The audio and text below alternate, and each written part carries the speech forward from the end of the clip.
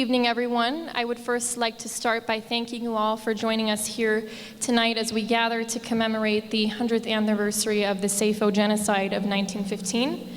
I would also like to welcome our viewers that are joining us through the Syrian national broadcast. I now ask that you all rise for the singing of the national anthem by the very talented Sandra Odishu.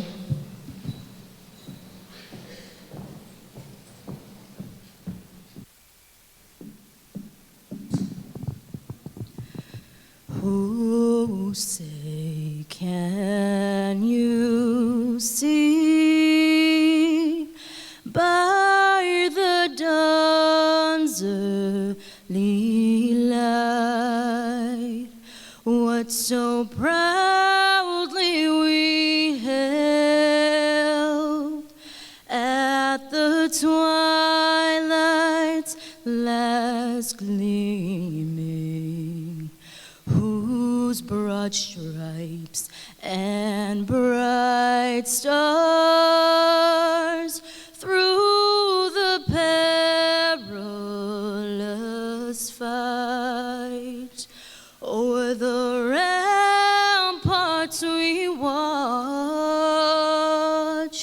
were so gallantly streaming. And the rocket's red glare, the bombs bursting in air, gave proof through the night that our flag was still there. Oh, say does that star-spangled banner yet wave o'er the land of the free and the home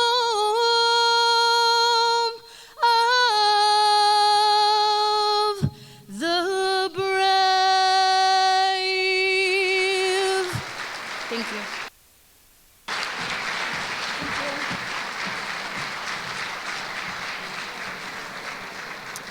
Please continue to stand and direct your attention to our screen here as we play the Assyrian national anthem performed for the very first time by the Chicago Philharmonic Orchestra.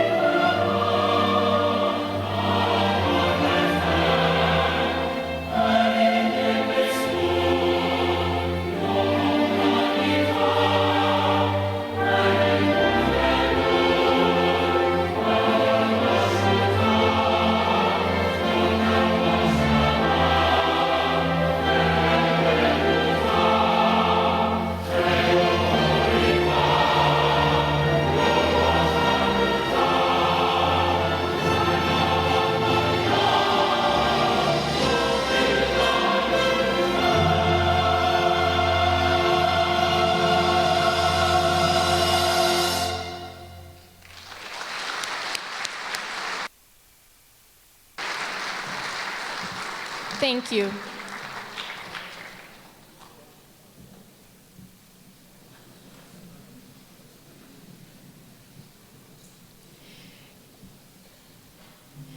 And before we move any further into our program, I would like to ask that everyone takes a moment of silence in honor of the Assyrian hostages that are currently being held captive in Syria, as well as the Assyrian refugees in both Syria and Iraq.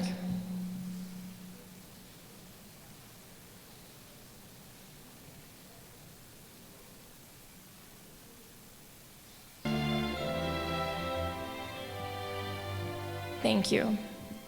Today has been a very important day for the Assyrian community, including Chaldeans and Syriacs.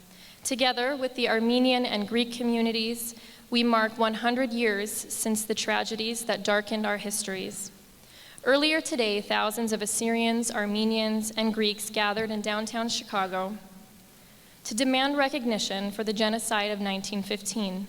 They marched to honor the millions of those who so honorably gave their lives so that we could have a future. We are forever indebted to them. Several members of Congress participated in the rally, including Senator Mark Kirk, who I know many of you were expecting here tonight. Unfortunately, we received word earlier today that the senator would not be able to attend our program as planned. Here on his behalf, however, is Mr. Robert Johnson, who will read a statement on the senator's behalf. Please join me in welcoming Mr. Johnson.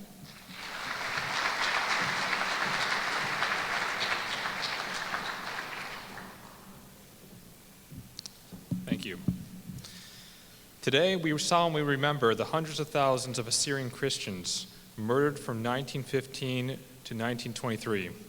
As we reflect upon the centennial of this tragedy, we must commit ourselves to combating further genocides from occurring. The United States needs to remain a global champion for human rights. To ensure we continue to be an advocate for the voiceless and oppressed around the world, I am proud to have formed the bipartisan U.S. Senate Human Rights Caucus. I am committed to using this caucus to boost awareness and spearhead solutions to worldwide injustices and abuses. Today, Assyrian Christians and other religious and ethnic minorities in the Middle East again face an existential threat. We must do our utmost to support the Assyrian Christian community in the struggle against ISIS and ensure that the Assyrian people are able to survive in this region as they have for millennia. I thank you for allowing me to be your advocate and voice in the U.S. Senate. It is an honor to serve you as your representative for Illinois. Sincerely, Mark Stephen Kirk.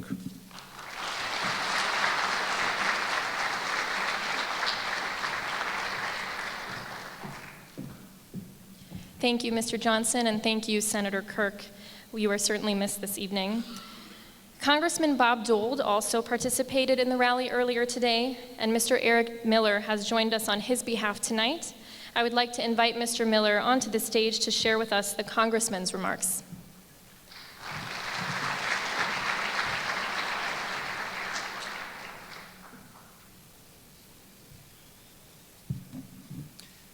First of all, I just want, before I start, to say how moved I am today to be here. And I was at Daly Center Plaza earlier. Many of you were there. And it was just a tremendous day, a bittersweet day, but an amazing day. And,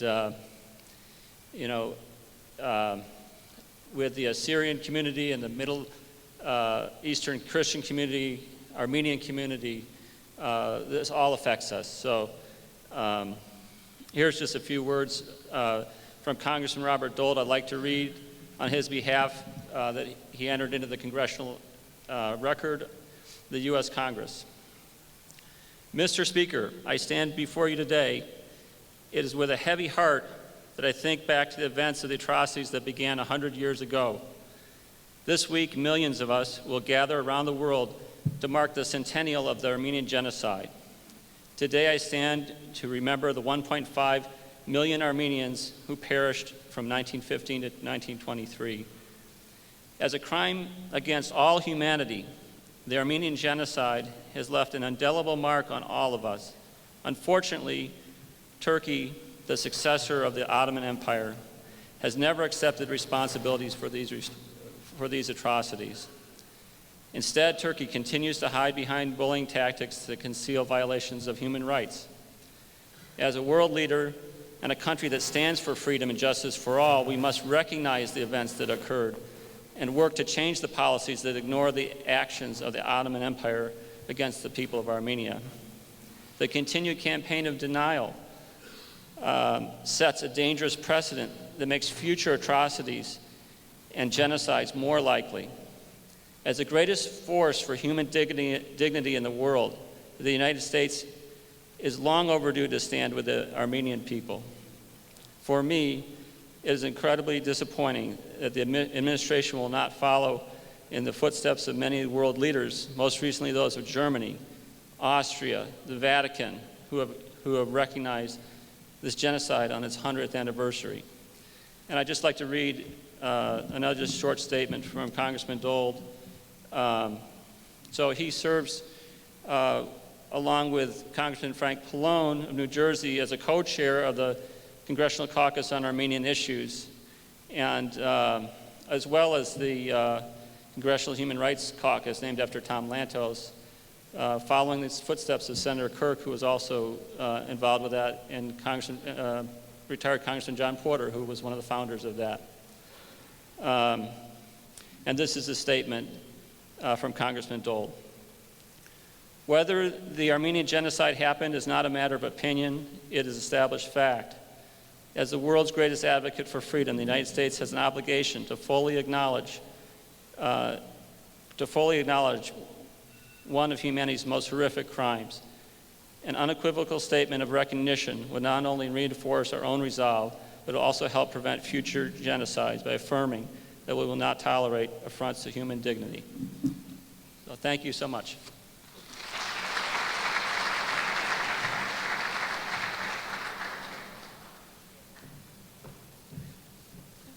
Thank you, Mr. Miller. I would also like to recognize Mr. Dennis Jung, who is here with us tonight in the audience. Mr. Jung is here on behalf of Governor Bruce Rauner. Additionally, we are honored to have Mayor George Van Duzen here with us. Mr. Mayor, thank you for standing in solidarity with your community.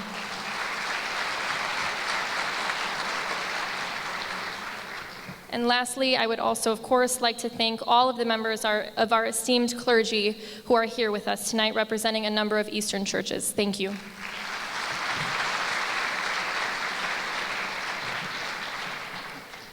Last month, two incredible Assyrian women made waves in our community after a moving performance of their original song titled Cuneiform Graffiti. That song has touched the heart of every Assyrian who has heard it, and tonight they will share it with us. Please join me in welcoming the lovely Miss Rachel Sarah Thomas and poet Miss Diana Odisho.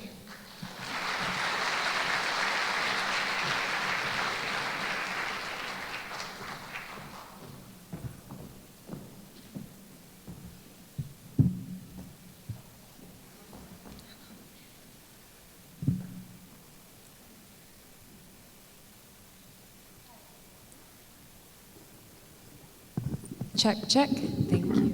Mic check. Hello.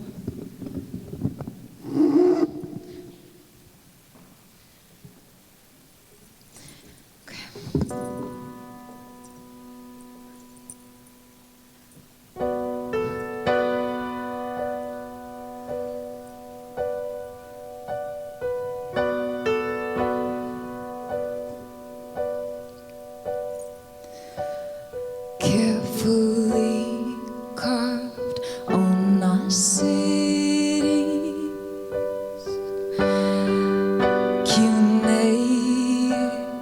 cuneiform graffiti, captured in this hell of borders, promised home between the waters, tethered to the dying ancients. They have our names, we have their faces. Rebel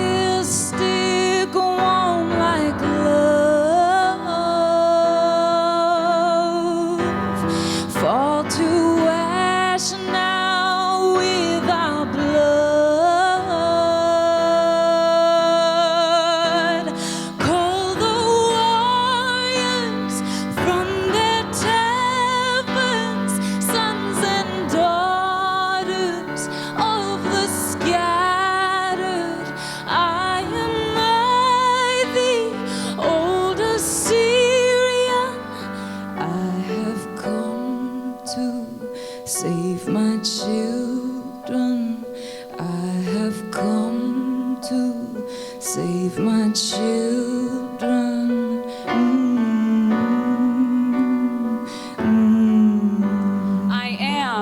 I am Assyrian. We are not extinct. No, we are not defeated. We may be dispersed, but we are standing here united. Whose side are you on? Between you and I, there's no time for rehearsal. It's good versus evil. Turning a blind eye, inaction, indifference. This is the pure murder of innocence. We are all now live witnesses to attempts of genocide and exodus. Today, 1915 repeats itself. We are being martyred for our existence.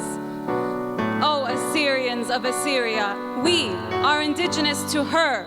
She is ingrained in us like Iraqi history. But greed has divided her, it's disrupted and misguided her.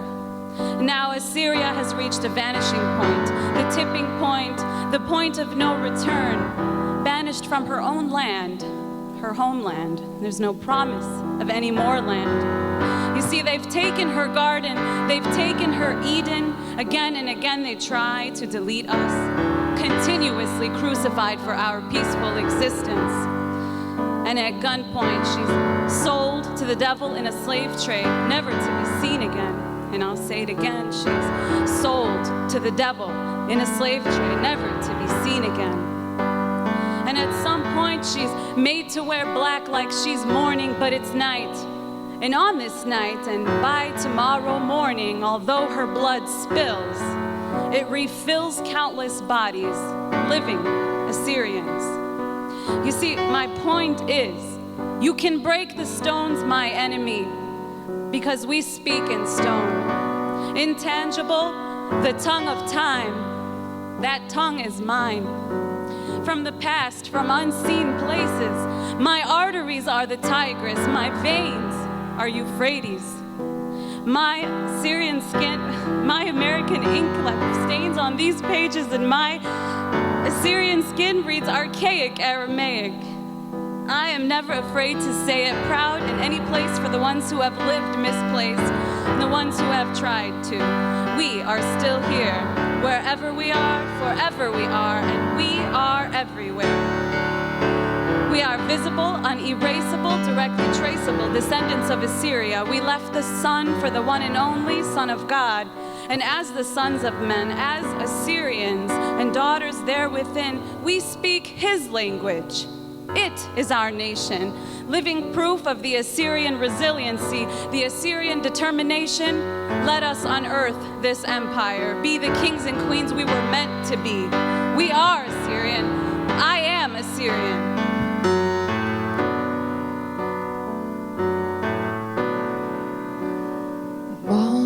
Monumental architecture. Oh, I am in its market measure. I am in the mountain song. I have been with you so long. Lift my name up, young and tattered, sons and daughters of the scattered. I am mighty, old Assyrian.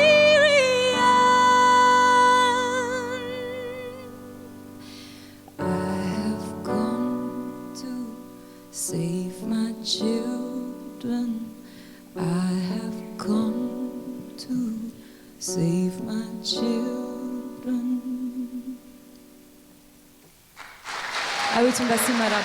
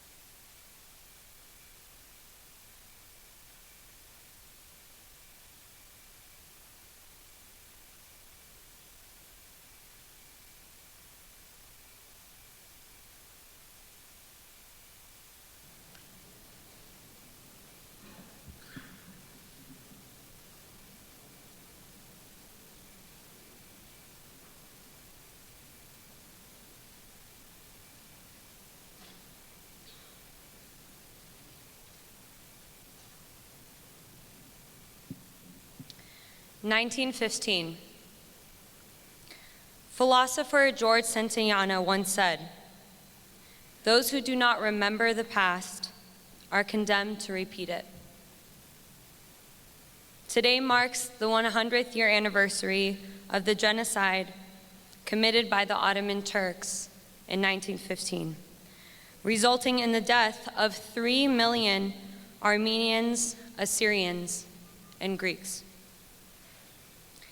This was an intentional ethnic and religious cleansing to homogenize the nation by Turkifying as one nation, one language, one religion, and one flag. Those who did not fit this criteria were either killed or forcibly converted.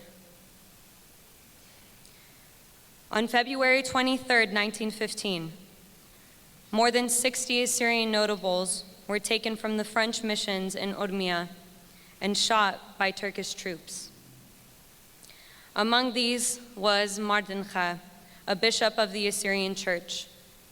The Muslims had established a rule in asking of their victims to deny Christ and embrace Islam to save their lives. The Assyrians refused and would rather be burned alive and be beheaded before they would deny their faith or their nation. Before he was killed, Mardin Kha spoke the following words: "Be brave, take courage, be patient, falter not, be firm, and look up. In a few moments, you will be with Christ." With such words, he gave the Assyrians strength and hope until they were ultimately martyred. Christians were described as an internal tumor that had to be cut away. Hundreds and hundreds of villages and cities in present-day Iran, Turkey, and later on in Iraq were plundered and destructed. When reflecting with my grandmother of how today will mark 100 years and how much we have had to endure throughout our history, she told me a story that hit very close to home. Her mother's sister, Lisa Bejan, was kidnapped at 16 years old in Salamas, which is located in modern-day Iran. She told me when the Assyrians of Salamas received news that the Turks were coming, many of the girls hid in the basement of the bishop's house and blackened their faces with charcoal so that if found, the officers would find them undesirable and leave them alone. An elderly lady who was an eyewitness told my family that one of the officers asked Lisa if she thought he was foolish that she could cover up her beauty with the charcoal. The elderly lady told the officer, "Please, kill me, but don't take Lisa." He took Lisa, put her on his horse, and he left. For years and years, my family tried to find Lisa. What my family was later told was that Lisa saw so many dead bodies before she was kidnapped that she had thought everybody in her family was dead, and she was left an orphan. What people also heard was that the officer had married Lisa and they had 3 children together in Nisibin, Turkey. Still to this day, my family has no idea what really happened to Lisa. Unfortunately, this is one account of thousands. As a result of massacres between 1915 to 1918, 750,000 Assyrians died. This resulted in 60% of the Assyrian population decimated. The heinous acts of 1915 left the Assyrian people in a state of trauma in which we still feel today. In preventing a repetition of history, the aim is to build a better future. However, a prevention of future mistakes, especially if these are known from history, cannot be applied if one does not openly admit the committed wrong and chooses to deliberately ignore them. Turkey must be held accountable And until then, our wounds from 1915 will never be healed.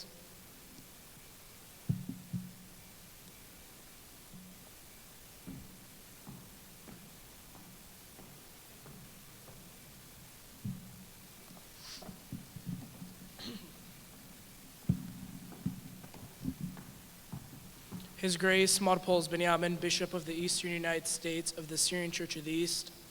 His Grace Medigued Gestionen, Bishop of Chicago of the Ancient Church of the East.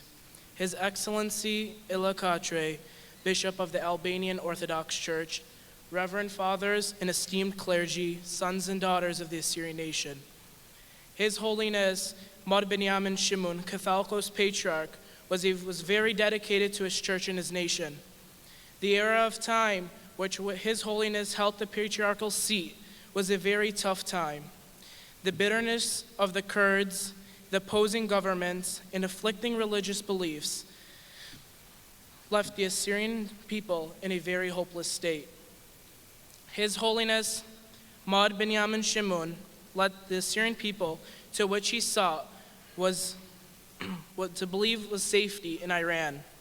The departed Catholicos Patriarch's perseverance was always tested, which tragically led to make one of the most difficult decisions of his administration and his life, in which he sacrificed his beloved brother for the safety and honor of Assyrians in an attempt to secure our future.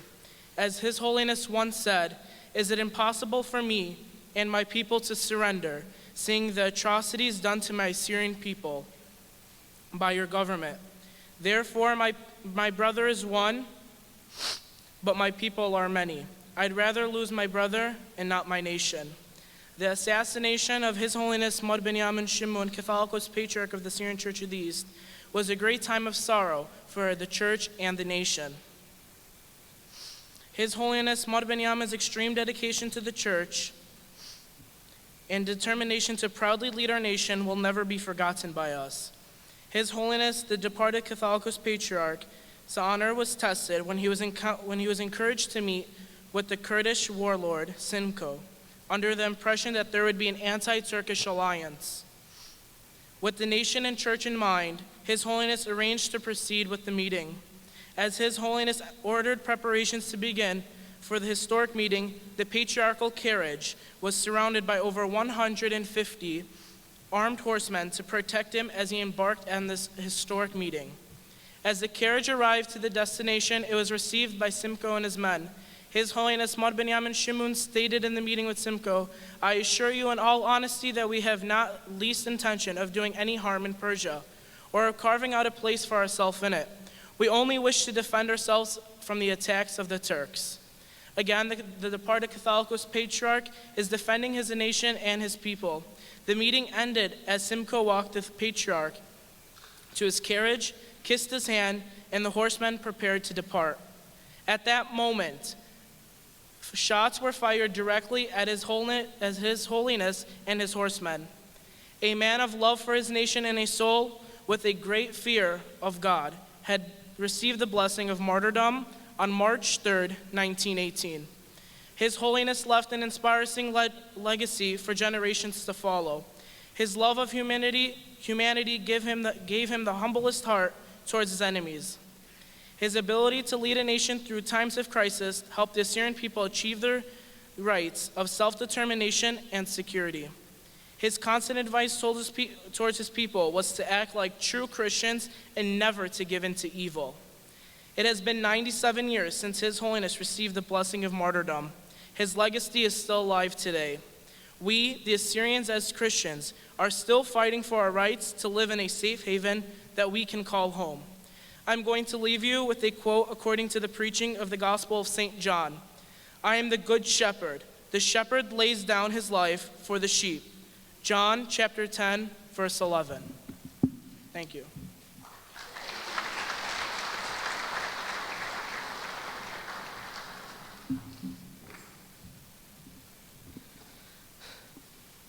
In early 1918, many Assyrians started to flee present-day Turkey. Mar Benyamin Shimun had arranged for some 3,500 Assyrians to reside in the district of Koy. Not long after settling in, Kurdish troops of the Ottoman army massacred the population almost entirely. One of the few that survived was Reverend John Ishu. After escaping, he stated the following: "You have undoubtedly heard of the Assyrian massacre in Khoi, but I am certain you do not know the details. These Assyrians were assembled into one caravanserai and shot to death by guns and revolvers. Blood literally flowed in little streams, and the entire open space within the caravanserai became a pool of crimson liquid. The place was too small to hold all the living victims waiting for execution. They were brought into groups, and each new group was compelled to stand over the heap of the still bleeding bodies and shot to death. The fearful place became literally a human slaughterhouse, receiving its speechless victims in groups of 10 and 20 at a time for execution. At the same time, the Assyrians, who were residing in the suburb of the city, were brought together and driven into the spacious courtyard of a house. The Assyrian refugees were kept under guard for 8 days, without anything to eat. At last, they were removed from their place of confinement and were taken to a spot prepared for their brutal killing. These helpless Assyrians marched like lambs to their slaughter, and they opened not their mouth, save by sayings, 'Lord, into thy hands we commit our spirits.'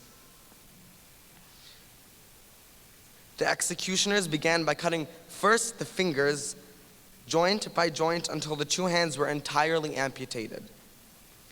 Then they were stretched on the ground after the manner of animals that are slain in the fast.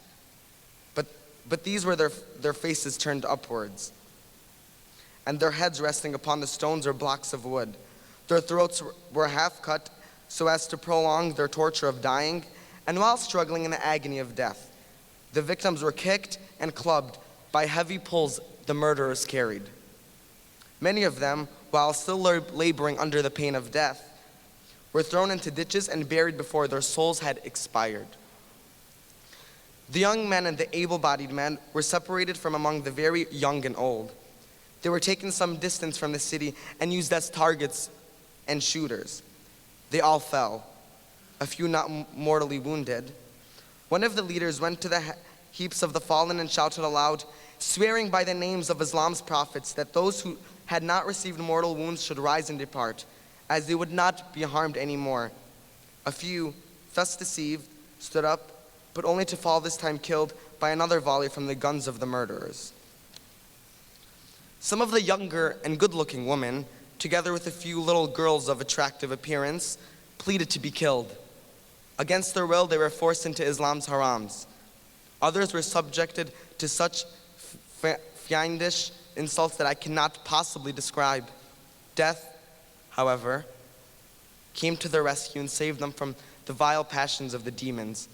The death toll of Assyrians in this attack alone totaled 2,770 men, women, and children. Thank you.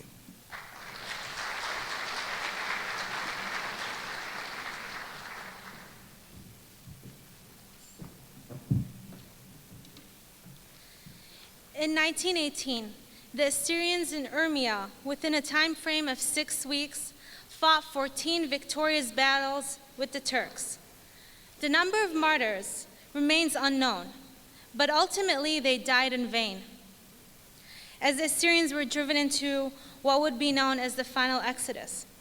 The sufferings of the Assyrians throughout the long and hazardous journey from Urmia to Hamadan are unimaginable. Many of those that fled their homes left with nothing but the clothes on their backs. They had no time to anticipate the journey ahead. There was lack of food and water for the refugees. Diseases broke out. And as the fleeing Assyrians were now pursued by the enemy, they had no time to properly bury their dead. Naturally, the progress of the refugees was slow, as they were traveling with the elderly and the young children. They traveled along a river that ran a zigzag path through a valley. Islamic militants from Urmia, headed by a Persian general, had started on the pursuit. During the night, as the Assyrians were resting, many of them fell asleep from fatigue and exhaustion. The militants stationed themselves over the hills nearby, awaiting morning. As the sun rose, the militants opened fire. 5,000 Assyrians were slaughtered in this attack. Following the heartless massacre of innocent women and children, the Persian general sent a telegram to his superiors that read, "I have sent a few more thousand dogs into hell." Before they reached Hamadan, more than 15,000 bodies had been left scattered and unburied. Similarly, in the Assyrian exodus from Persia to Baqubba, thousands perished as a result of starvation, diseases, and massacres. Others were taken into captivity. The journey lasted 25 days. 7,000 more Assyrians died after their arrival in the British camp in Baqubba. Thank you.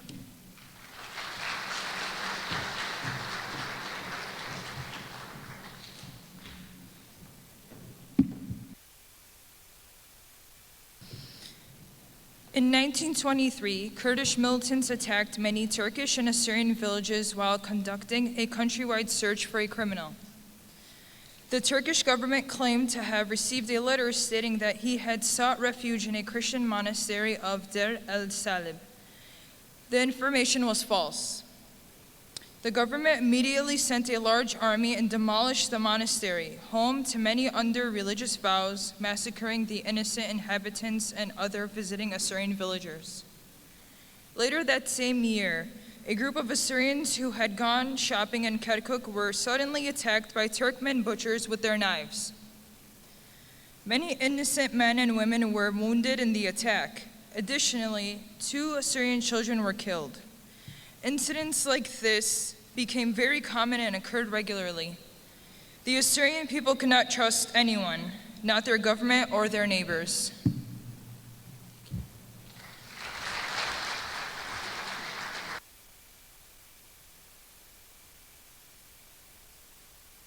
In August of 1933, the armed forces of the Kingdom of Iraq and Kurdish irregulars launched a campaign systematically targeting the Assyrians of northern Iraq, massacring approximately 3,000 Assyrians in 1 week. The attacks began in the town of Semele, but spread to 63 different Assyrian towns. The Assyrian population of Semele was brutally massacred, men, women, and children alike. It was reported in one room alone, 81 Assyrians from Baz were barbarously killed. Priests were tortured and their bodies mutilated. Girls and women were raped and violated. They were forced to march naked in front of Arab commanders, and Bibles and holy books were burned in the fire. Children were run over by military cars as though their lives were insignificant. Pregnant women were bayoneted, their unborn children ripped from their wombs. Infants and young toddlers were flung into the air and pierced onto the points of the bayonets. The survivors, very few, were forced to flee. Colonel R.R. Stafford visited the Assyrians after the Semele massacre. Later he wrote, "When I visited Al-Qush myself on August 21st, I found the Assyrians, like the Assyrians elsewhere, utterly panic-stricken. Not only were they disturbed, but their spirit was completely broken. It was difficult to recognize in their cowed demeanor the proud mountaineers whom everyone had known so well and admired so much for the past dozen years." Thank you.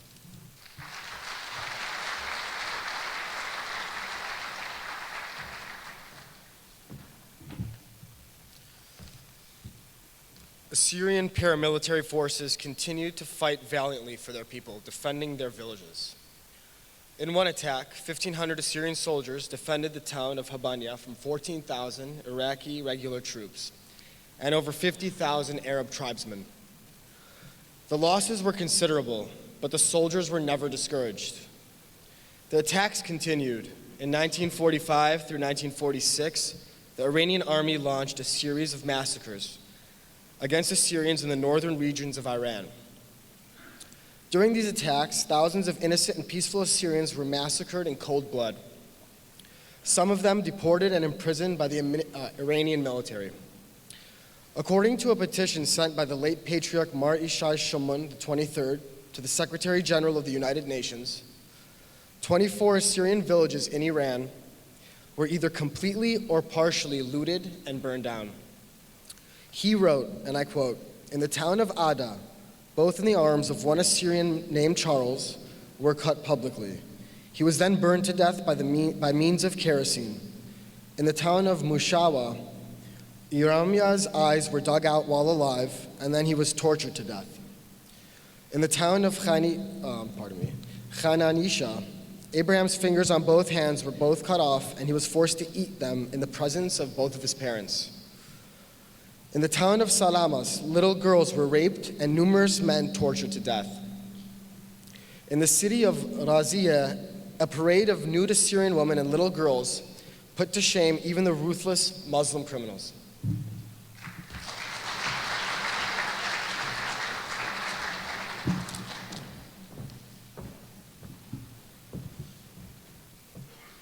In 1975, the country of Lebanon fell into civil war, bringing it to a complete state of chaos. During the war, which lasted more than 15 years, Assyrians fought side by side with their Syriac Maronite brothers against the fundamentalist Islamic forces. Many gave their life in combat defending their faith and the rights of Christians. Hundreds tragically lost their lives as victims to civilian bombings, including men, women, and children.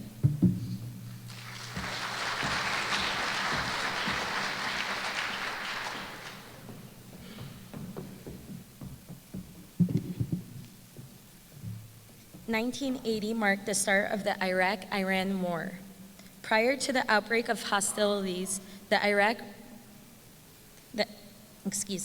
Iraqi regime had exiled thousands of Iraqi citizens on the charges that they were of Persian ancestry. Many Assyrians were made victims of this illegal and barbarous act, forced away from their homes and families. During the war itself, it is estimated that up to 10,000 Assyrian men from Iraq were killed. The remaining Assyrians in Iraq were forced to fight for a regime that persecuted them, and many were ultimately killed in cold blood at the hands of their own Arab countrymen, simply because of their ethnicity.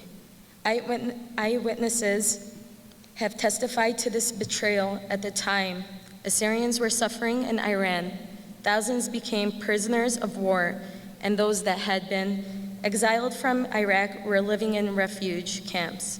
The number of civilian Assyrians casualties in Iraq until this day have been unknown.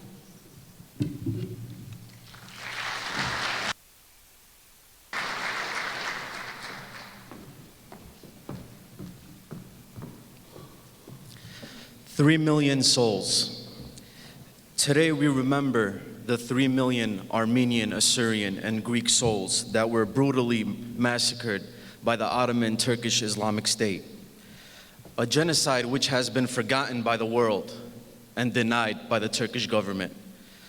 A genocide in which the Turkish government has kept hidden and suppressed, paying millions for historians to rewrite history and deny this tragedy. But they cannot simply erase historical records.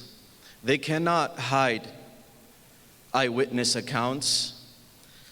They cannot hide the mass graves that have been recently found of bones, women, and children. Same thing that we see today. The Assyrian people experience a genocide or persecution once every 20 to 30 years on average. It's a miracle how we still exist as a nation. The Bible says that there will come a time when those who come to kill you think they are doing God a service. Today we see the same radical ideology spreading out through the Middle East that the Ottoman Turkish Empire has today revived. Here we are 100 years later in the same exact position. The term "never again" has fallen on deaf ears. It's hard being a Christian in the Middle East. It's hard to gain any type of political rights. The martyrs of the Assyrian Democratic Movement always come to mind. the heroes we know as Hubert, Joseph, and Yohanna, who stood in the face of the Arab Ba'this. And in 1985, 30 members from the Assyrian Democratic Movement were arrested by Saddam soldiers, one of them being my uncle, Hurmus Yosef.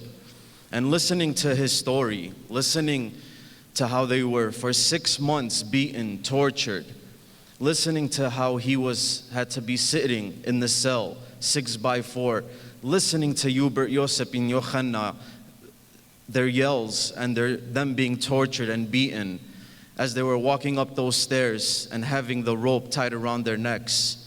And the last words the Arabs gave them an ultimatum, a choice: deny your ethnicity, deny your movement, and we'll spare you.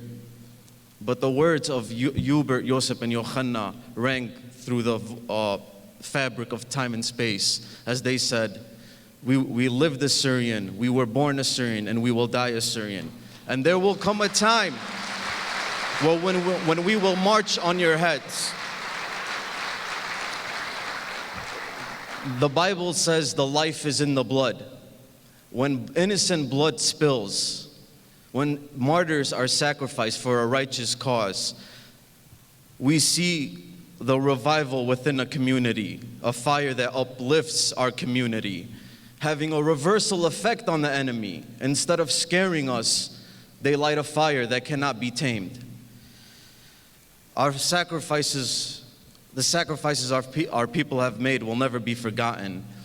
And today we see the youth standing up, and I'm thankful for everybody here today. I'm thankful for those that came out to the rally, and I'm thankful to see the Syrian, Armenian, and Greek community unified in this cause. Thank you.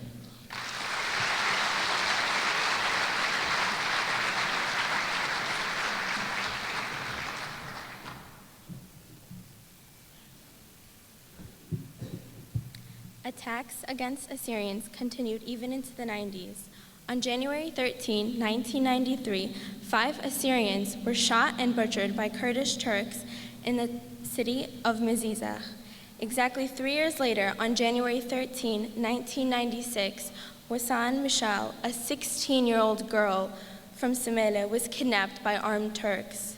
She was threatened and forced to renounce her Christian faith. She was then forced to marry one of the kidnappers. The attackers were identified and have been found. The information was brought to the attention of local government officials, but there has been no investigation. The criminals were never brought to justice. A similar incident took place a week later as Janet Oshana, a 13-year-old girl, was kidnapped by a man named Khurshid Uthman Galash near Zaho. The kidnapper was identified, and again, all information was sent to the authorities. But yet again, no investigation was made, and Galash was never brought to justice. The family has never heard from Oshana again. Thank you.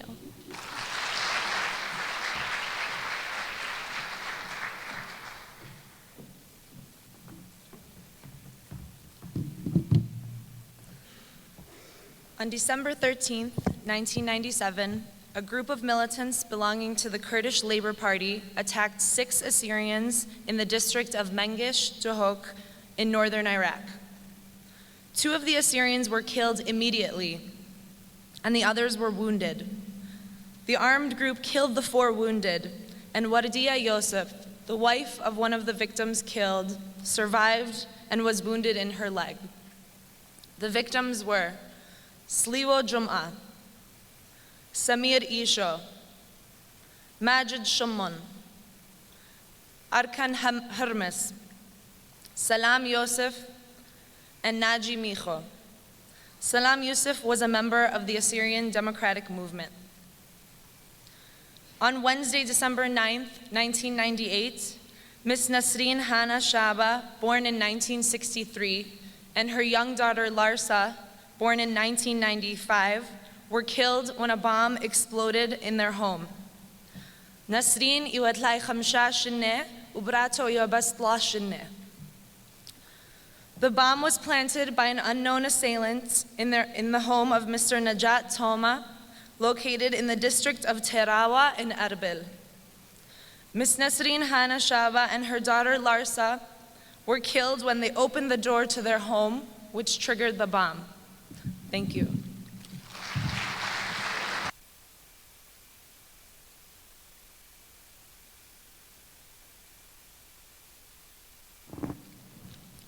A vulnerable Assyrian population remained in Iraq, despite the decades of persecution.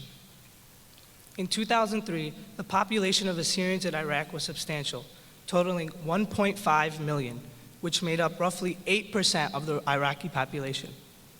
Since the recent Iraq War, however, these numbers have dwindled. The war was devastating for the Assyrians. They were caught in the midst of sectarian violence. Between 2004 and 2014, a total of 118 churches have been attacked or bombed. During this time, fundamentalist Muslim codes have also been forced upon Assyrians and the other minorities. The situation for Assyrians and other Christians gradually worsened in Syria during this time. Today, Friday, April 24th, marks exactly 2 years since the kidnapping of 2 archbishops in Syria. Syriac Orthodox Archbishop Mark Gregorius Johanna Ibrahim and Greek Orthodox Archbishop Volios Yarzegi were kidnapped in 2013 by a fundamental Islamic group. The kidnapping took place on the road from Aleppo to the Turkish border. The driver was murdered on the spot, and the 4th passenger managed to escape unharmed. To date, we have yet to learn of their whereabouts or of their fate. There have been no confirmation of life or death since their kidnapping. Thank you.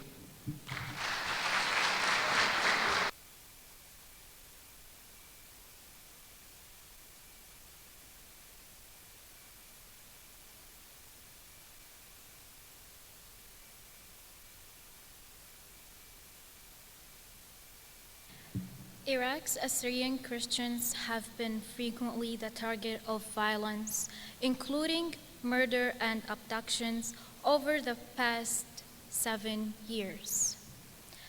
One of the most recent devastating attacks was the October 31st, 2010 bombing of a church in Baghdad, where 58 people were killed, including a priest. Additionally, at least 78 were wounded. The Islamic State of Iraq, which later grew into the Islamic State of Iraq and Syria, claimed responsibility for the attack. I was personally affected by this attack, and it changed my life. The church bombed was my church, Sayyidat al-Najat, or the Lady of Salvation. It was right next to my high school also.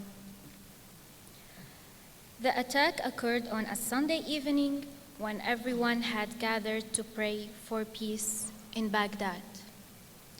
It turned into a massacre when the gunmen arrived. They entered the church with their weapons, wearing military uniforms. They came into the prayer hall and immediately killed the priest. We heard a lot of gunfires and explosions. The next day, I went to the church to see what happened. It was shocking. There were body parts and torn clothing were here and there and everywhere.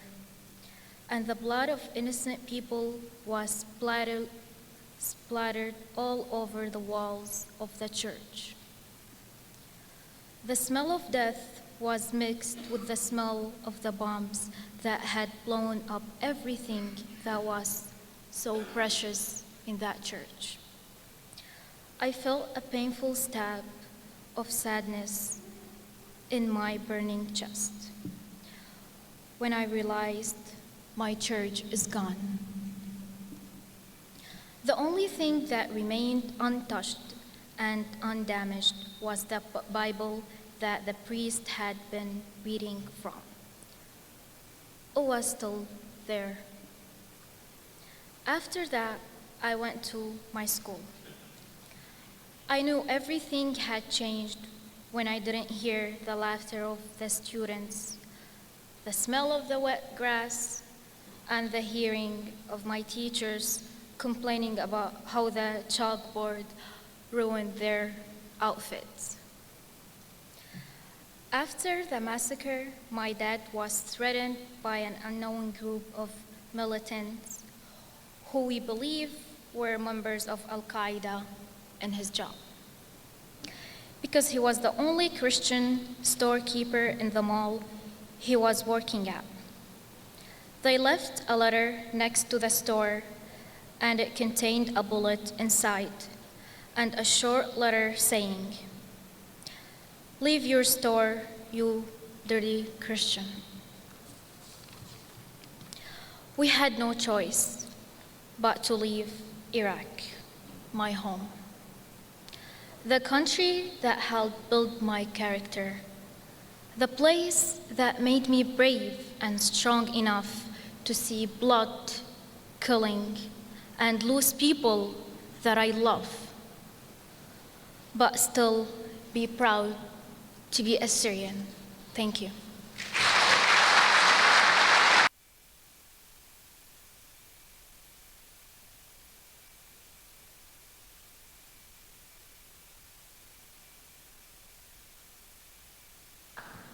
Assyrians are one of the few cultures in the world that has been able to survive without a true land to call our own for much of our recent history. We are an innocent people whose eyes have seen nothing but bloodshed in a land that's been ravaged by war. We did still, however, populate much of Mosul and the Nineveh Plains. It was our original home. On June 6, 2014, a terrorist group referring to themselves as the Islamic State, or ISIS, rushed towards Mosul to invade part of what was left of the land we call home. The Assyrians living in Mosul believed it was now a place of peace in an area that had recently been tarnished by wars, a place where they could finally let their guard down and attempt to self-govern their own people. Much of the Iraqi security forces who were supposed to protect us fled upon hearing that ISIS was coming, giving ISIS access to additional weapons and supplies. They stripped us of our land, slaughtered our people, and destroyed part of our museums with bulldozers and hammers. They did something the world has seen and ignored again and again in history.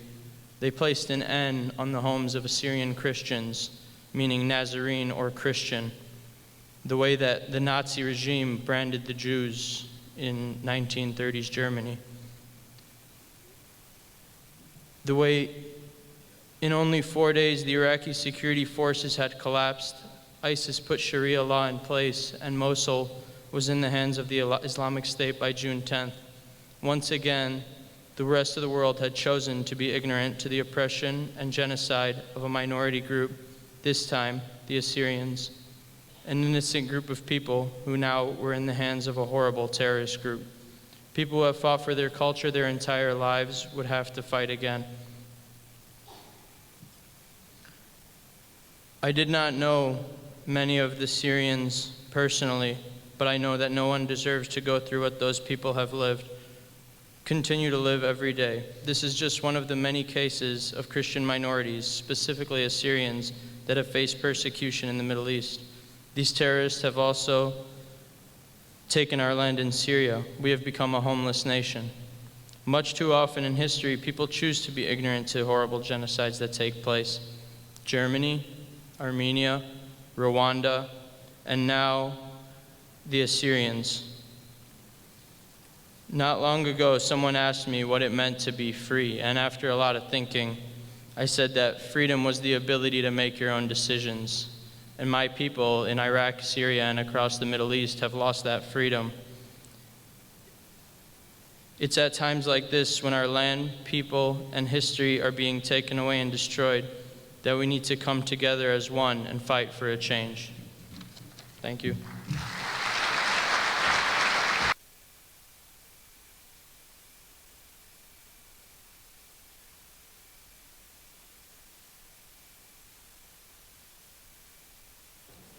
Shalom Aleichem.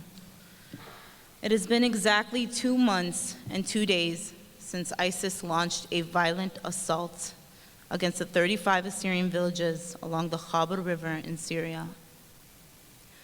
Prior to the attack, the estimated population of Assyrians in the Khabur region was approximately 15,000. ISIS entered the villages in the early hours of the morning without warning and swept through them, destroying homes and ancient churches. Paramilitary forces, some as young as 14 years old, fought bravely to defend their neighbors and towns, but they were severely outnumbered and lacked ammunition. Many of them were killed along with civilians. The number of casualties sustained in these attacks remains unclear. 10 Assyrian towns have now been captured by ISIS, and the fighting continues to this day. All 35 towns were evacuated during these attacks, and those that managed to escape are now living as refugees in neighboring cities without adequate means to survive. Tragically, during these attacks, an estimated 300 Assyrian civilians were taken captive by ISIS militants. The hostages include men, women, children, and the elderly. My cousin and her children were taken as well.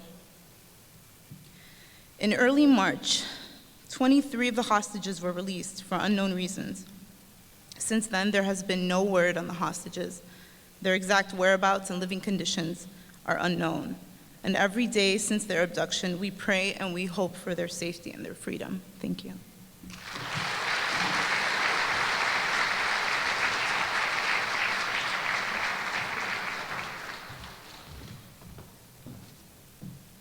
I'm just going to ask for one more hand for all of our speakers. They did a wonderful job.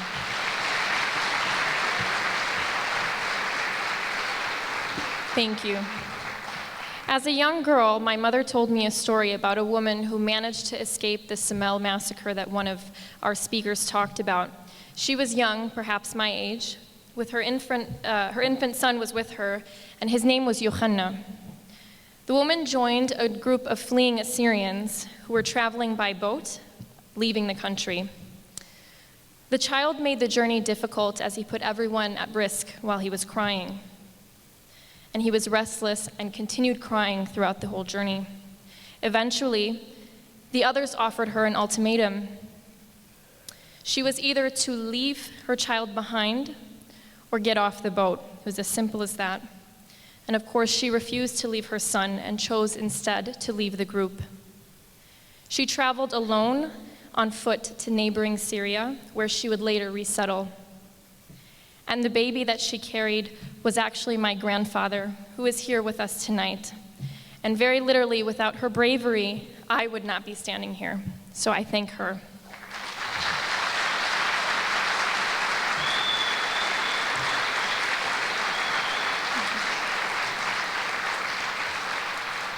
I don't know exactly where he is, but he's here somewhere. On that note, I would like to welcome Miss Isabel Ishtar on the stage to share with you all a poem she wrote specifically about the Samel massacre. Please join me in welcoming Isabel.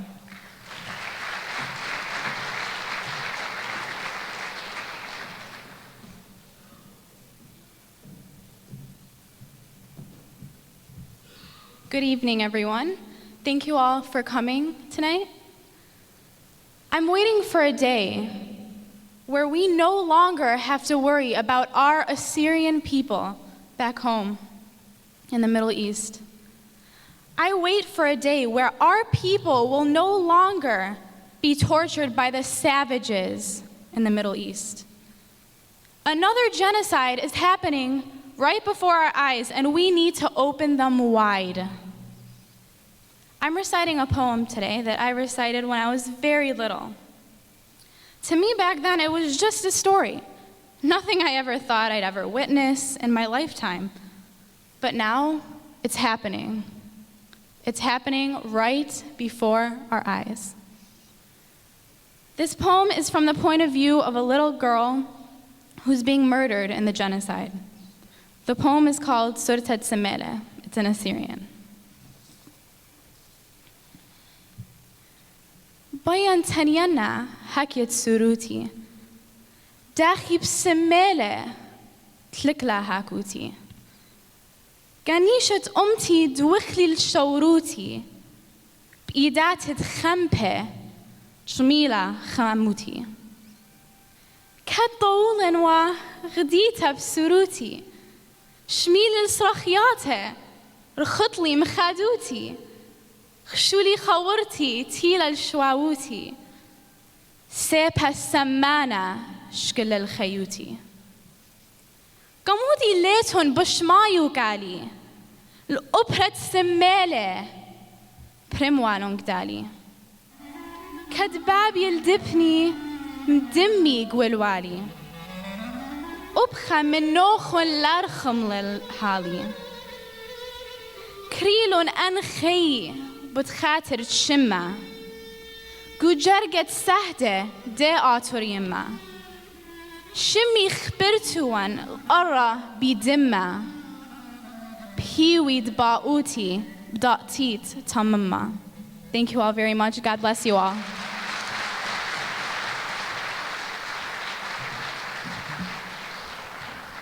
Though we share the history of the 1915 genocide with the Armenians and the Greeks, we are distinguished in the sense that our genocide never truly ended. Assyrians are facing ethnic cleansing today as we speak. And though we are limited in what we can do for our brothers and sisters overseas, we continue to pray for them day after day. Doug Bacco is a young man in our community who has enchanted millions of people across the United States with his voice. He has competed on The Voice and has drawn the attention of celebrities like Ellen DeGeneres. In light of recent events, Doug wrote a song titled Hold On that is dedicated to the Assyrian hostages and refugees in Syria and Iraq, and he will debut it here for everyone tonight. Please join me in welcoming Doug.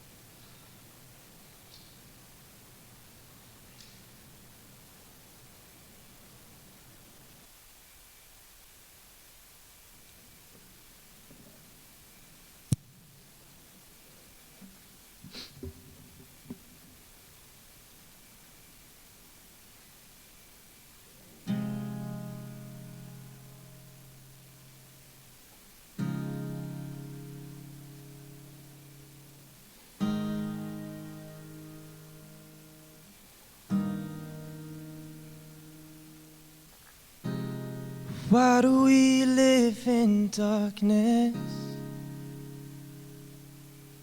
all alone, all alone? And why do we sleep on cold grounds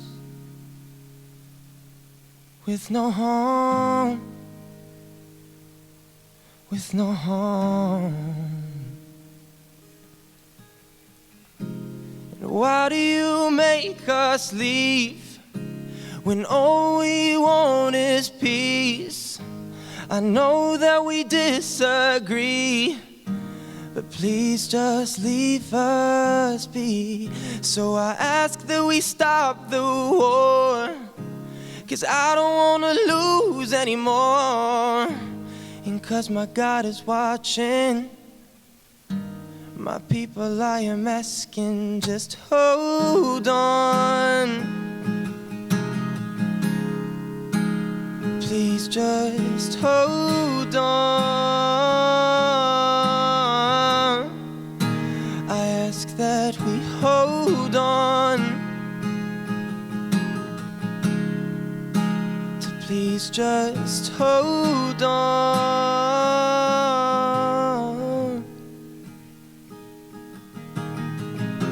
'Cause one day we will rise on our own, on our own.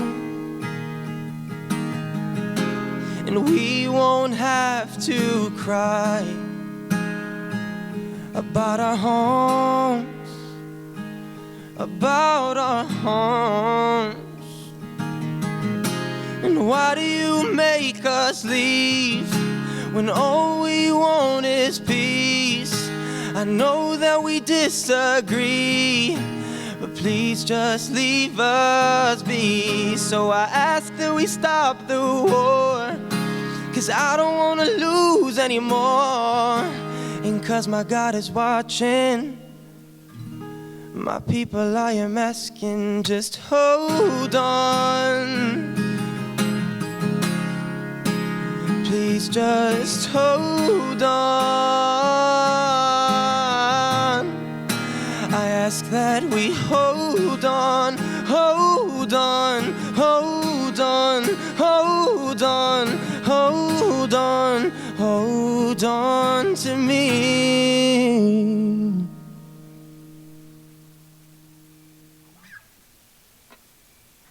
Thank you.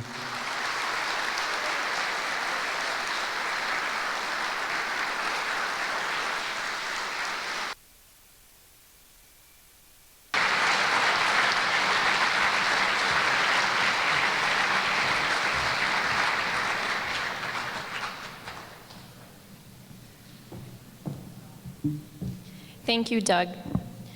I would now like to welcome a woman who has made countless efforts to advocate for the rights of Assyrians and other minorities in Iraq, Syria, and other areas of the Middle East. She has appeared on a number of television shows and is a regular correspondent on Fox News with their host, Sean Hannity. She has traveled all the way from Detroit to be here with us tonight. Please join me in welcoming Ms. Nahren Anwaya.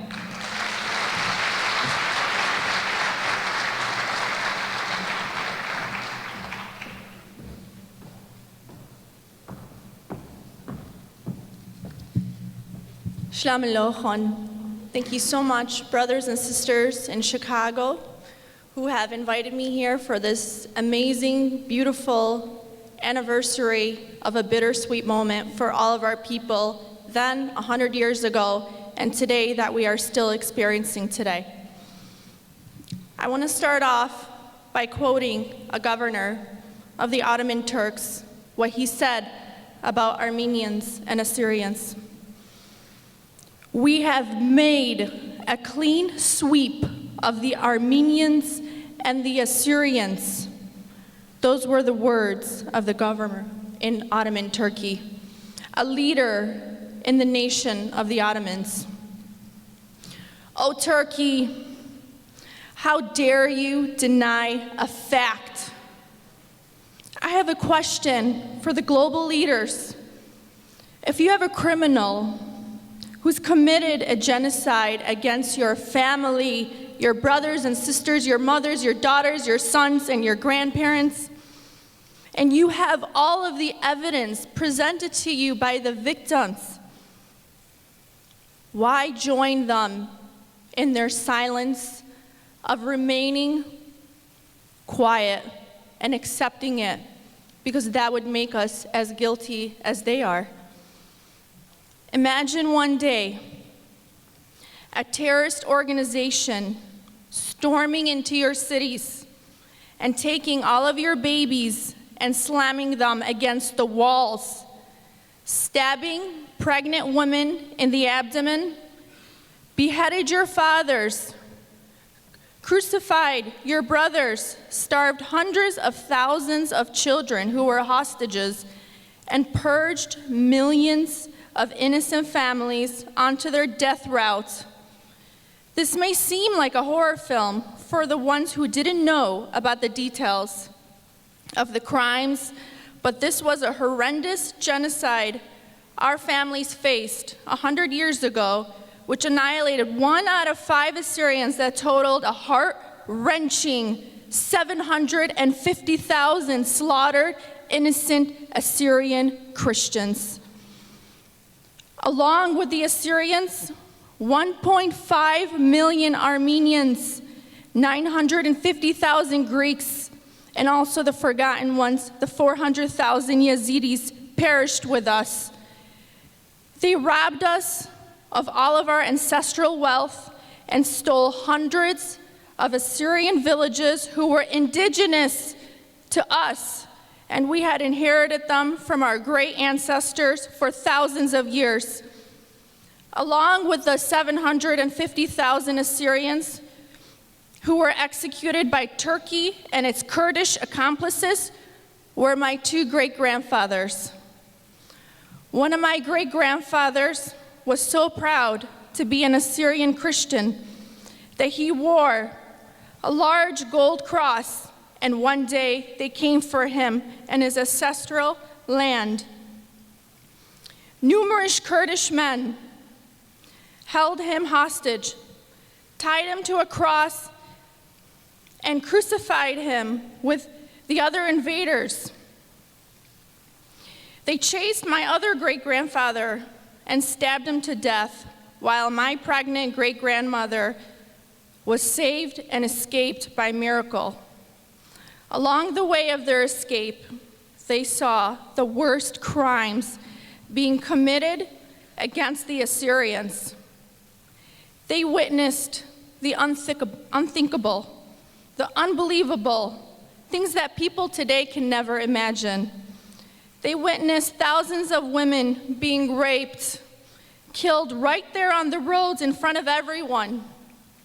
They witnessed the Turks swinging babies by their heads and their legs just so they can dismember them without wasting a bullet. They saw thousands of fathers who were forcefully tied together as the soldiers were executing as many as possible without wasting any of their ammunition sometimes. The victims who were held captive for longer periods of times were not only starved, but brutally tortured in the worst ways you can think of. The Turks would do some very nasty crimes. They would hold one piece of bread up high and tease them in front of hundreds of barely surviving Assyrians because of the extermination strategy of starvation they were implementing. Many of their rib cages were visible, and they appeared to be a skeletal system as they watched each other's families die a slow death. Can you imagine, as an American, watching your family suffer a slow death right there in front of you and nobody was helping you? What did our families do to deserve this horrific torture that took place 100 years ago and is continuing today? The attempted extermination committed by Turkey is not acceptable, and it was definitely not acceptable then. We as the good people throughout the world must hold Turkey responsible, like Germany confessed to the 6 million Jewish people they slaughtered in the Holocaust. Why is Turkey not being held responsible like the Nazis were for their crimes? How is Turkey different than the Nazis? Why has Turkey still not accepted the crimes they committed against the 4 million innocent people? When can we give the innocent souls a right to rest in peace like they deserve from our God? Not only is Turkey responsible for the 750,000 Assyrian Christian civilians then, but the continuous and constant drastic drop in our population that has brought us to a near extinction today, as historians are saying globally. Please, do not just remember Assyrians in your history books. Remember us today, They are doing this to us today again.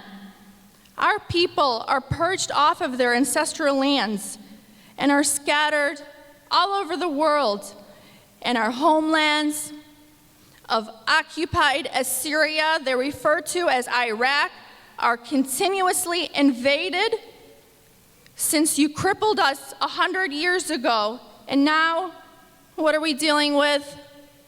Another form of the Young Turks named ISIS, who are committing another horrendous genocide that our people in Iraq and Syria are trying to cry out with all of their voice through all of us. And the administration, the current administration of our country, is failing to recognize, and they are dying until today. Turkey, Assyrians have roamed the earth longer than you've even existed.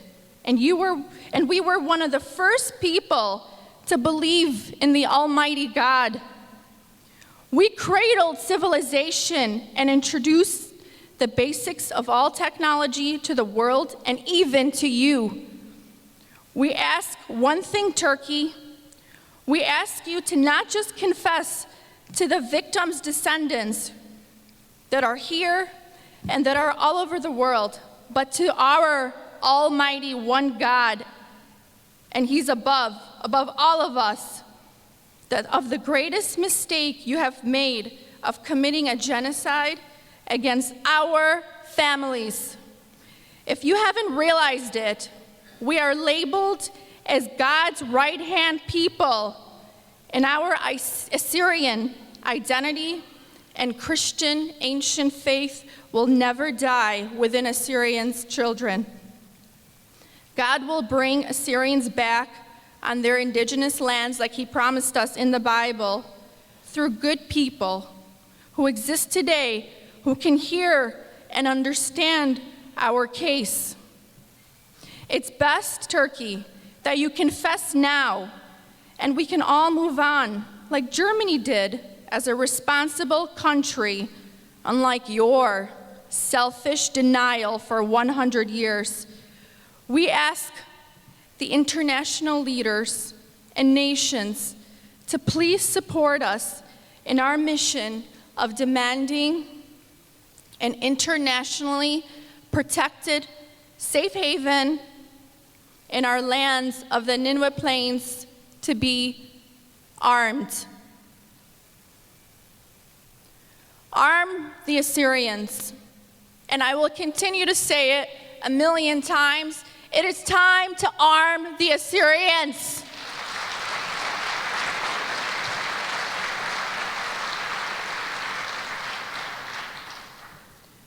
As international leaders, those who stand silent during a genocide are as guilty as the killers. We have to make a change. How much longer do our people need to cry out? How many rallies do we need?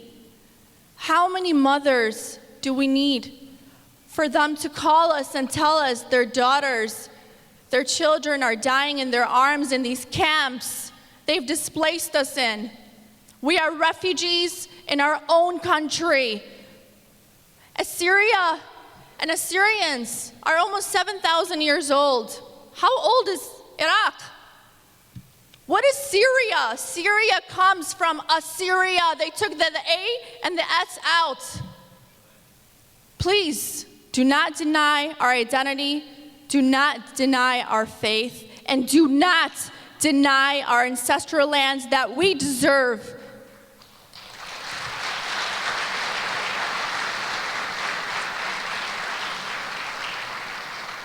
Thank you all. God bless you all. God bless Assyrians, Armenians, Greeks, Yazidis, and all people that suffer in the hands of these savages. And God bless the United States of America. Cheyo Ator.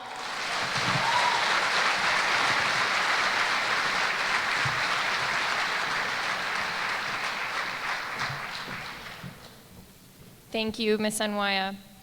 Many of you are familiar with the organization In Defense of Christians, headquartered in Washington, D.C.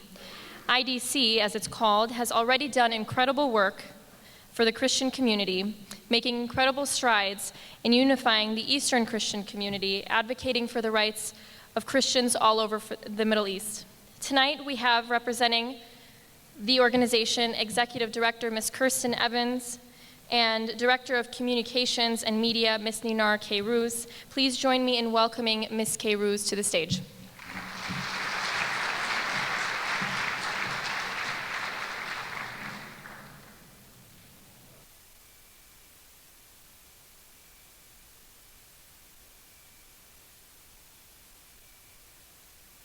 Shalom Aleichem.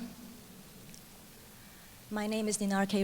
and I'm with In Defense of Christians. But before presenting IDC, I'm also Lebanese and Assyrian. Both my ancestors have suffered from the atrocities of the Turks. Today is the centennial for the Armenian and Greek genocide, but today is the ongoing Assyrian genocide. And it's not enough to remember, it's not enough not to forget, we should do something about it. And this is why IDC exists. IDC is a nonprofit organization whose mission is to raise awareness for Christians in the Middle East and preserve their rights in their homelands. To reach our objectives, we're working on 3 fronts: advocacy, awareness, and humanitarian aid. IDC is the first creating a unified grassroots organization that makes Christians of the Middle East a foreign policy to the United States. IDC's advocacy arm lobbies to the leading policymakers in Congress, State of Department, and the White House to implement the right policies that preserve and protect all the Christian ancient minorities in the Middle East. Last summit, we organized a 40-minute meeting with President Obama for the patriarchs and with the National Security Advisor, Susan Rice. During this meeting, President Obama reinforced the United States commitment to fight ISIS and all other terrorist groups that are threatening the Middle East and all the Christian minorities there, as well as the American personnel and the American interests in the region. For that reason, we're very disappointed that President Obama has not recognized the genocide this year. We also organized a day of action last February, calling all of our supporters in the country to pray, act, and give this Lent in solidarity to the Christians of the Middle East. We hosted a bipartisan, members-only breakfast in honor of the religious minorities of the Middle East Caucus, co-chaired by Congresswoman Anna Issue and Congresswoman Anna Issue and Congressman Jeff Fortenberry. And with the help of our supporters calling all their members, we were able to double the members of the caucus to include representatives from Illinois, such as Jan Tchaikovsky. We also work on raising awareness because we know that American Christians in the United States know little about the Christians of the Middle East, and we're also working on raising awareness and unifying the diaspora. We believe that we need one voice to take to Washington. We need all the Christians to stand together and have one voice, one strong voice, so that Washington listens, so that the politicians know that these people are speaking up united, and that these people now will no longer be silent for what's happening to their own brothers and sisters in the Middle East. That's why we're creating chapters all over the US in many cities, and we just started our Chicago chapter yesterday. Ms. Rain Hanna can reach out to the community here in Chicago and tell you more about it and about the objectives of every chapter and how it works in every city, because I won't take long on that. But I wanted to talk about the humanitarian aid or the efforts that we're making in Lebanon, because this has to do with what's happening right now. In the last few months, mostly after the Assyrians fled Khabur cities and went more and more in more numbers to Lebanon, we were able to assist more than 2,000 families. We did it through our team in Lebanon, represented by Professor Alexei Mukarzil. who is working closely with the Assyrian, Chaldean, and Syriac churches, meeting with these families and assisting them in every way possible. As I recently joined IDC, I gave him a call, and I wanted to know how we were really helping my people. He did not know I was Assyrian, and when I said, very robotically, as a media person who got used to reading online, Assyrian refugees, Assyrian refugees, Assyrian refugees. So I asked him, Professor Alexei, so what have we done specifically to the Assyrian refugees? He said, stop. Did you say refugees? These are Assyrians. You do not call them refugees. Do you know what Assyrians are? And he gave me a half-hour speech about my own people, that they're not refugees, that they're the cradle of civilization, that he had not met people who have more dignity than them, who do not ask for anything, and who have so much pride. I smiled and I finally told him, yes, I know, I'm Assyrian too. When I hung up, I knew that I'm at the right place with IDC because everyone on board shares the same passion as mine, even without being Assyrian. And finally, not to stay long here, I want to leave you with a testimonial from the 2015 genocide. That same week, I spoke to 2 Assyrian refugees from Khabur who were in Lebanon, who crawled about 500 meters to get to a village, then took a bus to Hasakeh, then from there to Lebanon. And that phone call shook me all day long. They were sad, they were hurt, they were tired, you could feel that. But also, and what shook me is that I never felt in my life someone with such faith, peace, and gratitude to God. Every half a minute they were saying, thank God, we're fine. And finally, when I asked one of them, what do you have to say to the international Christian community? He said, tell them to pity us. We've had enough. We're tired. We've been persecuted for hundreds of years. And tell them that our blood is on their hands. Thank you.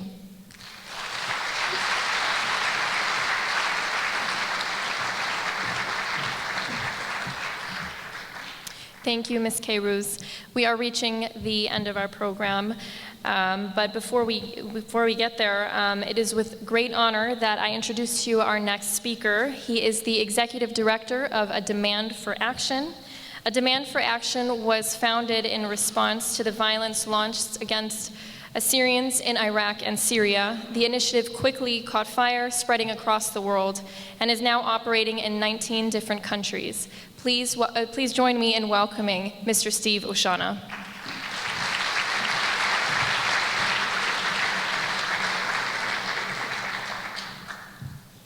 Shalom aleichem. Can everybody hear me okay? I often am not heard well. So I want to thank the organizers of this event. I sort of took this at the last minute, so I don't really have any remarks prepared. You know, growing up, I would always hear questions from family, from our community, you know, and the question would always be, will our youth take over? Will our youth sort of stand up and be the voice of our people? And I think I'm proud to say tonight is our answer to that question.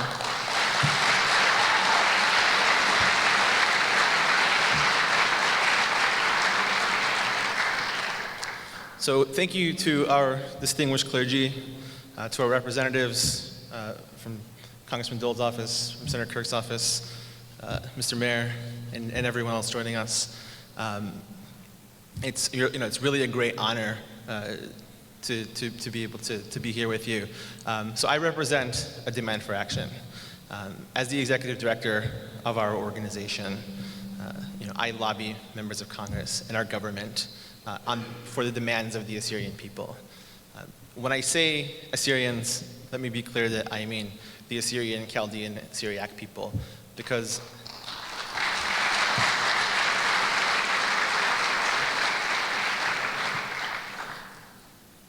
one of the things that I think has made our movement so successful that we've seen today in the streets of Lebanon, in Turkey, I mean, people have come out in the tens of thousands, and it is incredible. And it's unity, it's love for one another, for our culture, for our language. I'm reminded of Paul's first letter to the Corinthians when he said, "If not for love, I am nothing." And I think that's true for our people as well. 2 Tuesdays ago, President Obama invited me to the Easter prayer breakfast at the White House to represent the Assyrian people. And I had the opportunity to speak with both the president and the vice president. And the first thing that I asked them for, that I think a lot of people here have echoed tonight, was to supply arms to the Assyrian people, both in Iraq and in Syria, to provide for our own security. It has become clear to me, to everybody, that the institutions, the Iraqi military, the Kurdish security forces, they're not going to protect our people. There really is only one way to do that, and that is with our own people. And with that, I think a good example of that is the Syriac Military Council in Syria, who have done an amazing, brave job protecting the people of Khabar. It's really remarkable to see our people take up arms like that and really defend our lands. The second thing that I spoke to the president about at the prayer breakfast was the need to increase humanitarian aid, and specifically to make sure that the aid that we are receiving is actually going to the people that it's meant to help.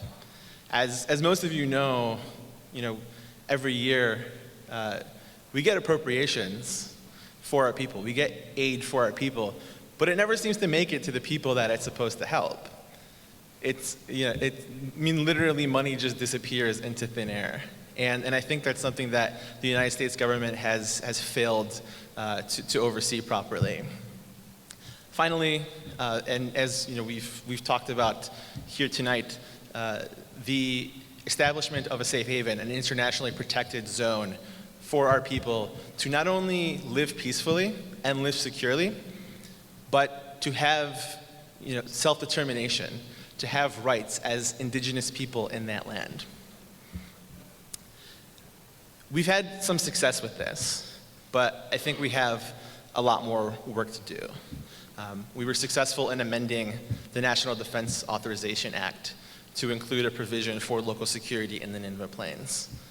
We were able to secure language in the FI-15 omnibus thanks to the work of Senator Kirk, who I have to say, if Senator Kirk is our greatest ally in Washington. He's just done an amazing job.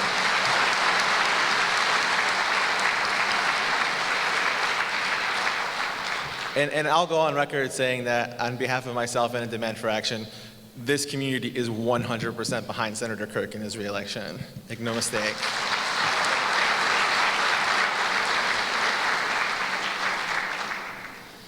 So we've had some successes. I mean, we're inching forward, and it's really because of all the work that everybody here does. I'm not a leader in the Assyrian community. I'm not an academic. I don't have a greater vision for Assyria. I ask members of Congress for things. And that's the extent of what I do. The work that everybody does, for the people who are not professional politicians, for these amazing young people that we saw today who are brave enough, who are willing to stand up and write letters and tweet and stand up here on the stage and read these horrific stories about what happened to our ancestors, you're the ones who make this happen. And we do that with unity. I will say I've known President Obama since I was 17, when I was in high school. I met him when he was a local politician. I introduced him to this community many, many years ago. And I'll be the first one to say I was incredibly disappointed with our president for not acknowledging the genocide against our people. I thought that was not only a failure in U.S. policy, but just a failure to really understand the suffering of a community that he had come to know in his time in Illinois. So I'm going to keep this brief. I can't live up to some of these performances and the great work that these young people have done. But just know that, for as long as God gives me strength, gives the people in our organization strength, and God gives our community strength, we're going to continue pursuing this agenda. We are going to continue fighting for the rights of the Assyrian, Chaldean, Syriac people. And, our people will not be subjects. We will not waver, even in the face of special interests, even in the face of brutal attacks against our character, against our cause. We just keep moving forward. So, while today is a day of mourning, tomorrow we regroup and we continue fighting for the recognition of this genocide from 100 years ago till today. So I thank you all for your time. Thank you for having me. God bless.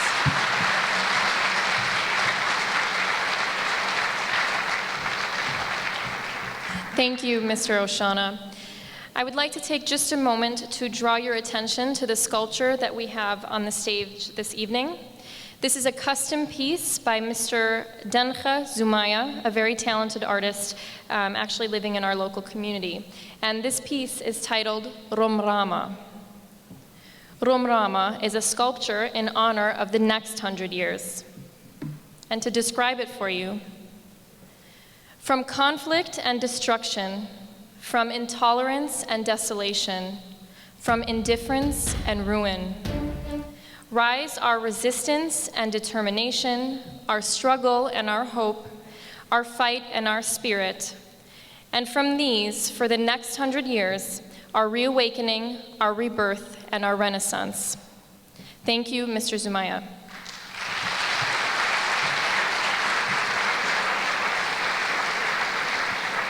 And I would now like to introduce you to our last speaker. She is a woman who has enchanted thousands of Assyrians with her poetry. She is a role model for all Assyrian women. Please join me in welcoming none other than Miss Marina Benjamin.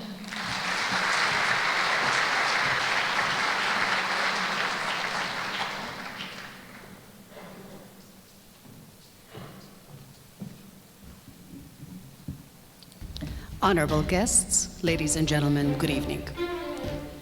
Today I was asked to deliver a speech or recite my recently released poem, and then I thought to myself, over a span of 100 years, how many speeches have been delivered? I wonder. How many letters and petitions have been signed and sent to the governments of every country? I wonder. How many demonstrations and strikes have been held in front of the United Nations and the White House and all the official governmental buildings throughout the globe? I wonder. And yet, the world chooses to be silent. The great nations of the world chooses to be blind, deaf, and mute. So I decided, nah, I'm not gonna deliver another useless speech. But I do have a message, a very short message to say. Since we have been tortured, raped, and killed for our faith, I say every drop of that blood was worth it for our Christ. Because the Christ that we believe in 2,000 years ago, he was able to perform miracles. He made the blind see, the deaf hear, and the mute speak. And he's more powerful than any nation out there today. He will make those miracles happen again. He will make all these world leaders and governments hear our cries and recognize our genocide. And we as the people will not be silent, that's for sure.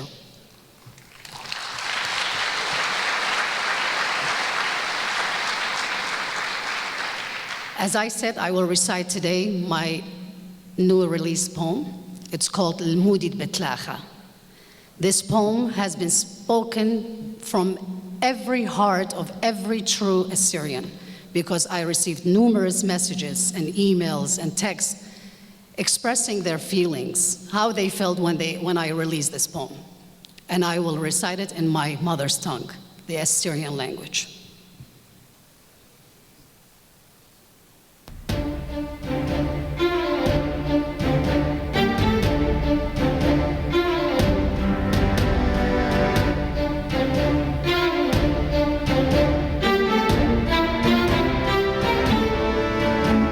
شموت تور مخرو تلوخ المودي بتلاخو صروخ بربس مقوخ بوش بصرخخ صراخة خبر بالد جارب شوب لأتخ الشيابة كرب ماقد مبقي بوش بلوخة خلواخة ليطة بمريا برخة وخ أخنا سنية الموخ قيرة وخ أخنا سبلة بتارخ وتشقيتخ أخنا مردوتة سبيقة ودرجشتخ أخنا رجادة منن إتلن آشورة من قايمياته دوتون سرسورة شموط الأقلات والجلبان التورة كديوم بد مبرخ ملكة بجدورة مكل كيبة شامت بتبال الدمة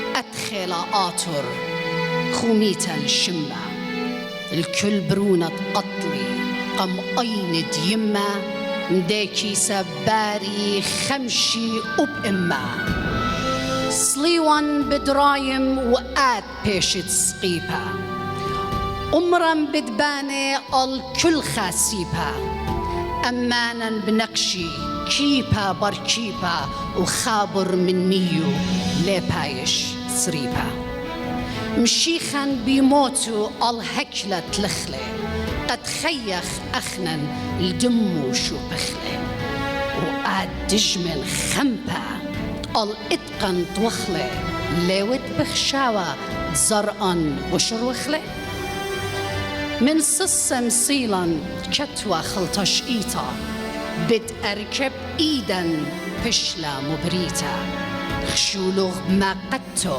وادد واليتا ضيب دورة خاتا مبرخ غداخيتا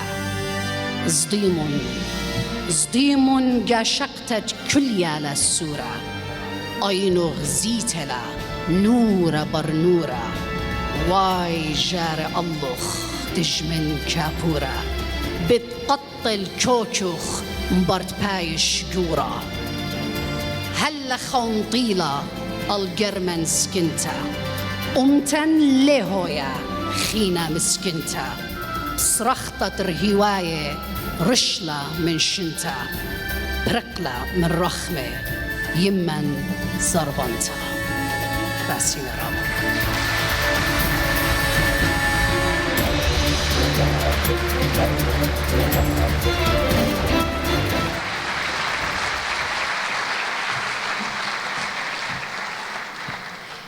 Thank you, Ms. Benjamin.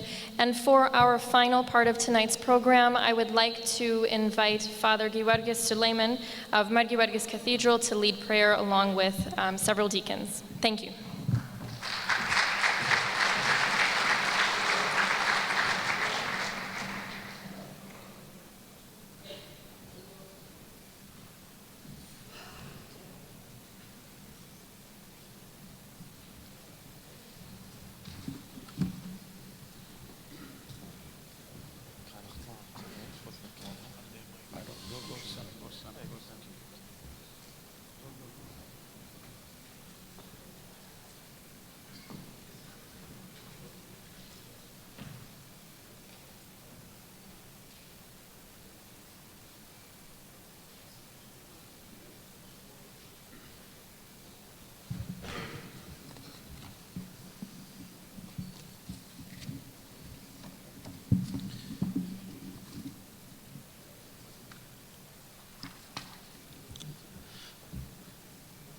أنينا خكمة عنياتها قد شقيلنا من عنيات تسهدة طخصة آتن قدشتا أوند يومايد رمشة وصبرة أتلن خا ساما اد إيلي قسهده اد مغزوية لآها قد لا أخشي أن أماشن أخنا بياوي وخسهده إن من دو يوم قد قبلوا وخ هيمانوتا مشيخيتا من دو يوم آها عيتا بشتي لقريتا عيتا تسهده شبغ زديق المريا سادي ويتن تقاري واسي مدغن بشميا زنتون المرقانيثا بذ ما دردي صوريكون هلخ من عم العمّا أذرى وذرى شنيتون من مرغ لا شنيتون والأذرى دعورتم به سيمد خيسمتم به أخم ذي تدخر خلا شورا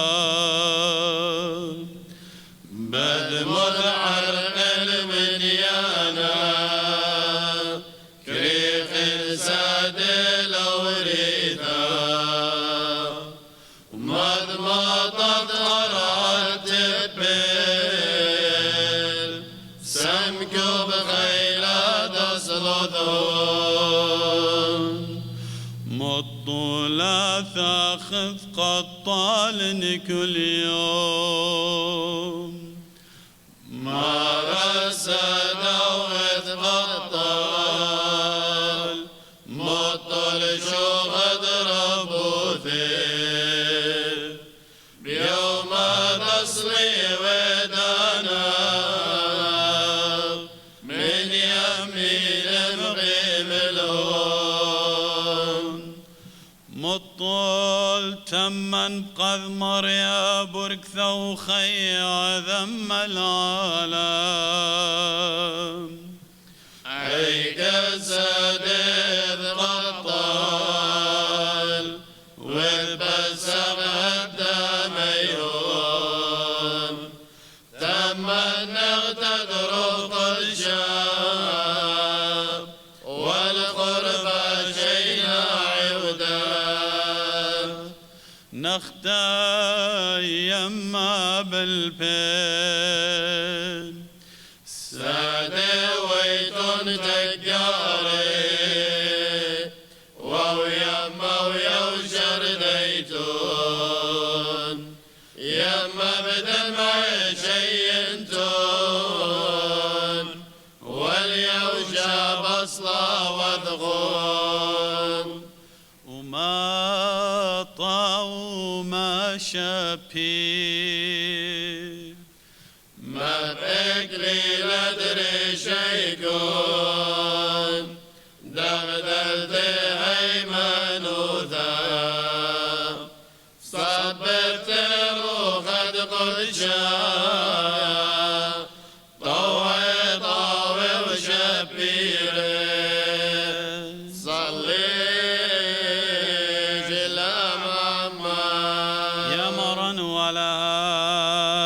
سهدة تهويل غلبانة وبوطل الخلطن يدخمبوتا آني هاوي بيان وطلبانة من جيبان الماروتوخ بيوم جورا وخقيرات بيا بيش قليتا كينو تخم شمية يا ديانا كينو مليا رخمة وبخلانة جناهات وخطيات مارد كل آوا وورا وروخد قدشال المين آمين.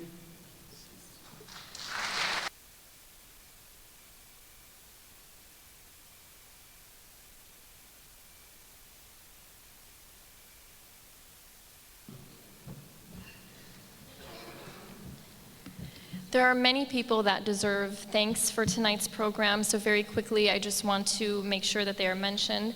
I'd like to thank Mr. Tony Attu, Mr. Hani Ukhanna, Mr. Frank Gilbert, Mr. Tiglat Isabi, Mr. Ueshdik Aleda, Mr. Dan Khazumaya again, Mr. Robert Isha.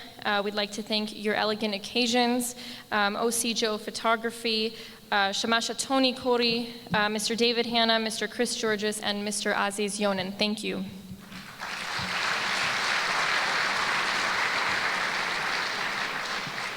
I'm going to go off the script here a little bit. I do want to apologize. I know we promised an hour-and-a-half program. We've gone a little bit over that time. But truly, this is a very small way to honor the sacrifice of so many made over the course of the past 100 years. And the last 100 years for the Assyrian, Chaldean, Syriac people have undoubtedly been the darkest in our history. But we remain faithful and we remain strong in the hope that the next 100 years will tell a different story, and the next 100 years will see Assyria truly rise. And I think we're seeing that here today, as Mr. Steve Oshana said. It's incredible to see the response to the atrocities that are being committed overseas, to see young people stand up for what they believe in and demand rights for their brothers and sisters overseas is incredible, and it's continuing to grow, and I think that we will see that continue throughout the next 100 years. Again, I do want to thank you all for being here, and please continue to keep the Assyrians that are struggling overseas in Iraq and in Syria, and the Christians across the Middle East. It's important that we do not forget them.